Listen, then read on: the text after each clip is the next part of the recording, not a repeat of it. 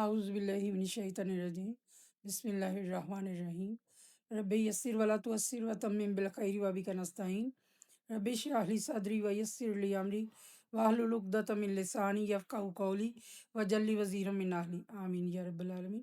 السلام علیکم پیارے بچوں، آج ہم او لیول فرسٹ لینگویج کا کام شروع کریں گے، اور میں اس سے پہلے ایک آپ سے بات کرنا چاہوں گی کہ جب تک بھی بچوں ہم خود کام نہیں کرتے تب تک امتحان والے دن ہمارے ساتھ وہ کوئی اچھا واقعہ نہیں ہو سکتا۔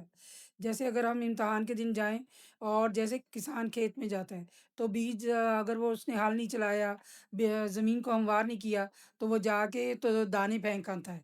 دانے پھینک کے آ گیا وہ، تو جس دن کٹائی کے لیے جائیں گے سب لوگ اپنی فصل کی، جنہوں نے محنت کی ہوگی تو وہ فصل کاٹ کے لے آئیں گے، تو اور گھر ان کا اناج سے بھر جائے گا۔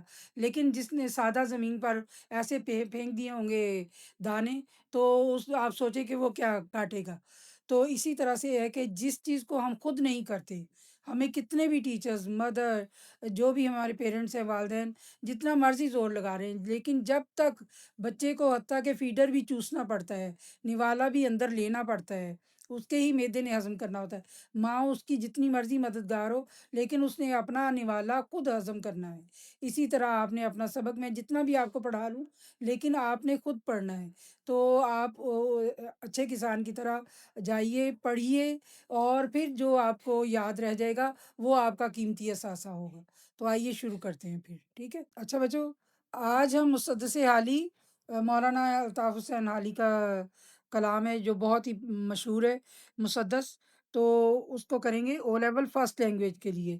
مسدس کے معنی بچوں سدس 6 ہے، سدس کے معنی ہے 6، تو سدس اس کو کہتے ہیں 6 لائنوں کی ایک شعری بند کو۔ اس کو شروع کرتے ہیں۔ مسدس اس کا نام اس لیے پڑا ہے کہ اس کی 6 لائنیں ہوتی ہیں، 1 2 3 4 5 6، 6 لائنوں کا ایک بند ہوتا ہے، اور مسدس نظم ہے، ٹھیک ہے؟ تو 6 لائنوں کا ایک بند ہے، اور تو اس کو شروع کرتے ہیں۔ چلیے آئیے۔ کسی نے یہ بکرات سے جا کے پوچھا۔ بکرات بچوں ایک حکیم ہے، ٹھیک ہے؟ بکرات حکیم کا نام، سقراط اور بکرات آپ نے سنے ہوں گے۔ کسی نے یہ بکرات سے جا کے پوچھا، مرض تیرے نزدیک مہلک ہے کیا کیا؟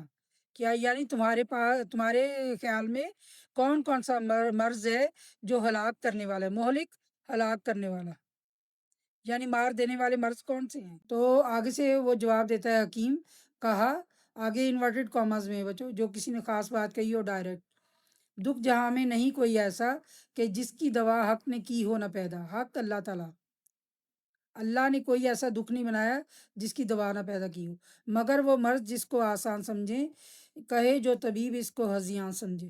بچوں لیکن وہ مرض جس کو ہم آسان سمجھ لیتے ہیں کہ کوئی بات نہیں، یہ آہستہ آہستہ ٹھیک ہو جائے گا، تو دیکھیں گے وقت کے ساتھ ساتھ چیزیں ٹھیک ہو جاتی ہیں، تو جو ڈاکٹر تجویز کرتے ہیں کہ آپ یہ کریں، یہ کریں، یہ کریں، یہ چیزیں کھائیں، یہ نہ کھائیں، ورزش کریں، سیر کریں، تو وہ کہتے ہیں کہ یہ ڈاکٹر ہر ایک کو یہی مشورے دیتے رہتے ہیں۔ تو طبیب حکیم، طبیب حکیم، ڈاکٹر، طب معنی مطلب ڈاکٹری، ٹھیک ہے؟ ڈاکٹر، طبیب، تو ہذیان بیہودہ گوئی، بے معنی باتیں کرنا، ہذیان جی ایسی باتیں کہنا جن کا کوئی مطلب ہو۔ تو کہتے ہیں کہ طبیب ہر ایک کو یہی باتیں کہتے رہتے ہیں، تبھی جو کہے جو طبیب اس کو ہذیان سمجھے، یعنی یہ مرض سب سے زیادہ خطرناک ہے کہ جو کہیں کہ جی آہستہ آہستہ ٹھیک ہو جائے گا، اور یہ ڈاکٹر تو ہر ایک کو ڈراتے ہی رہتے ہیں۔ تو ڈاکٹر کی بات کو ہذیان سمجھے، بیہودہ گوئی سمجھیں کہ یہ تو ہر ایک کے ساتھ ہی کرتے رہتے ہیں یہ بات۔ سبب یا علامت گر ان کو سمجھائیں، ڈاکٹر اگر اس کو اس کی وجہ سمجھاتا ہے کہ آپ نے یہ پرہیز نہیں کیا تو یہ باتیں ظاہر ہو رہی ہیں کہ سویلنگ ہو رہی ہے، آنکھوں کو کیا ہو گیا ہے، یا کان میں درد ہے، کیا وجہ ہے اس کی، تو گلا کیوں خراب ہو گیا ہے، تو وہ ساری باتیں بتاتے ہیں۔ تو وہ جو بھی سبب بتاتے ہیں ان کو سمجھاتے ہیں۔ سبب یا علامت گر ان کو سمجھائیں تو تشخیص میں 100 نکالیں خطائیں۔ تو ڈاکٹر کی تشخیص میں ہی جو ڈاکٹر سجیسٹ کرتا ہے اس میں ہی وہ ڈاکٹر کے نکتہ چینی کرتے ہیں، اور ڈاکٹر کی غلطیاں نکالتے ہیں کہ یہ ڈاکٹر یہ تو اس طرح بھی ہو جاتا ہے، یہ تو ایسے بھی ہو جاتا ہے، یہ تو یہ تو اس طرح کی باتیں غلط بتاتے ہی رہتے ہیں کہ یہ کروا لو، وہ کروا لو۔ تو یہ جو تشخیص میں بھی غلطیاں نکالیں تو آخر ان کے ساتھ کیا ہوگا پھر؟ دوا اور پرہیز سے جی چرائیں، یعنی جو ڈاکٹر نے تجویز کی دوا اور جو یہ پرہیز کہا کہ یہ نہ کیجیے گا، یہ نہ کیجیے گا، یعنی مرغن غذائیں نہ کھائیں، روغن نہ کھائیں، تیل وغیرہ تلی ہوئی چیزیں نہ کھائیں، تو اس سے جی چرائیں، یعنی اس سے بھاگیں۔ جو سامنے آ گیا کہنے لگے کوئی بات نہیں، کھا لیتے ہیں، پھر کیا ہو گیا، یوں ہی رفتہ رفتہ مرض کو بڑھائیں۔ تو اس طرح آہستہ آہستہ مرض جو ہے وہ بڑھتا چلا جاتا ہے۔ طبیبوں سے ہرگز نامانوس ہوں، یعنی وہ ڈاکٹروں کی باتوں کو ہرگز لگاؤ سے نہیں سنتے۔ مانوس ہونا بہت لگاؤ کہ ہاں یہ ایک بڑا آدمی ہے پڑھا لکھا، تو اس کی پیار محبت سے بات سننا، لگاؤ سے بات سننا، بہت انس کے ساتھ اس کے ساتھ ڈاکٹر کی بات کو سننا کہ ہاں جی یہ بڑا قابل آدمی ہے اور یہ ہمیں بتا رہا ہے تو ہم اس کو فالو کریں گے، ہم اس کے بات کا کہنا مانیں گے۔ یہاں تک کہ جینے سے مایوس ہو، طبیبوں سے ہرگز نہ مانوس ہوں، یہاں تک کہ جینے سے مایوس ہوں، یہاں تک کہ وہ جینے سے مایوس ہو جاتے ہیں، طبیب کی بات نہیں مانتے، تو آخر مرض اتنا بڑھ جاتا ہے کہ وہ جینے سے مایوس ہو جاتے ہیں۔ ظاہر ہے مرض اتنا بڑھ گیا ہے کہ زندگی کے آثار ختم ہو رہے ہیں آہستہ آہستہ۔ مرض کو بڑھا رہے ہیں نا، رفتہ رفتہ مرض کو بڑھائیں تو کیا ہوگا؟ طبیبوں کی بات کو نہ مانیں، ان کی بات کو نہ سمجھیں، ان سے مانوس نہ ہوں، ان کی بات کو پیار سے نہ دیکھیں کہ یہ تو ہمارے فائدے کے لیے ہیں۔ مانوس ہونا فائدے کی باتوں کو سمجھنا، ان سے لگاؤ سے پیار محبت سے سمجھنا، تو پھر کیا ہوگا؟ یا یہ ظاہر ہے کہ بیماری مرض کی طرف، جینے سے موت کی طرف جائیں گے۔ یہی حال دنیا میں اس قوم کا ہے بچو۔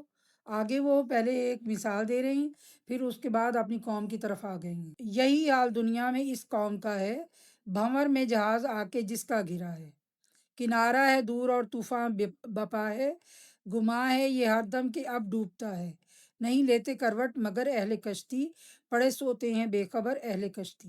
اچھا بچو، یہ آگے وہ اپنی یہ مثال دے کر کہ کسی نے یہ بکراس سے جا کے پوچھا مرض تیرے نزدیک مہلک ہیں کیا کیا، کہا دکھ جہاں میں نہیں کوئی ایسا کہ جس کی دوا حق نے کی ہو نہ پیدا، مگر وہ مرض جس کو آسان سمجھیں، کہے جو طبیب اس کو ہذیان سمجھیں، سبب یا علامت گر ان کو سمجھائیں، تو تشخیص میں 100 نکالیں خطائیں، دوا اور پرہیز سے جی چرائیں، یوں ہی رفتہ رفتہ مرض کو بڑھائیں، طبیبوں سے ہرگز نہ مانوس ہوں، یہاں تک کہ جینے سے مایوس ہوں۔ یہاں تک آپ نے سمجھ لیا۔ یہی حال دنیا میں اس قوم کا ہے، بھنور میں جہاز آ کے جس کا گرا ہے۔ بھنور سمندر میں جو گرداب آ جاتا ہے، ہوائیں اوپر سے اور نیچے پانی جوش میں آ جاتا ہے، آبی چکر جو جس میں پھنس جاتے ہیں۔ تو آگے ہے کنارہ ہے دور اور طوفان بپا ہے، طوفان کھڑا ہو گیا ہے، لہریں اچھل اچھل کر آ رہی ہیں اور کنارہ بہت دور ہے، تو اس جہاز کا کیا حال ہوگا؟ گما ہے یہ ہر دم کہ اب ڈوبتا ہے، ہر وقت یہی وہم اور یہی دھڑکا لگا ہوا ہے کہ اب ہمارا جہاز ڈوبا کہ اب ڈوبا، لیکن کیا ہے، نہیں لیتے کروٹ مگر اہل کشتی، یعنی جہاز والے جو ہیں، اہل کشتی جو ہیں، جہاز میں جو لوگ بیٹھے ہوئے ہیں، وہ اس طرح سے سو رہے ہیں کہ وہ کروٹ بھی نہیں بدل رہے، یعنی اتنے لاپرواہ ہیں۔ نہ کروٹ لینا، لاپرواہ ہونا، لاپرواہی، پڑے سوتے ہیں بے خبر اہل کشتی، یعنی جہاز والے جو ہیں، وہ اہل کشتی جو ہیں وہ سو رہے ہیں مست، تو ظاہر ہے جب گہری نیند میں انسان ہوتا ہے تو وہ کروٹ بھی نہیں بدلتا۔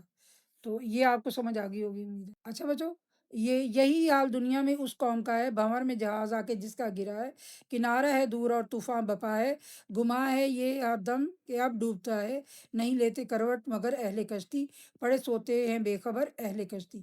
اچھا بچو، آگے بھی ہم اور سمجھتے ہیں انشاءاللہ، تو امید ہے آپ کو کچھ سمجھ آئی ہوگی۔ اللہ حافظ۔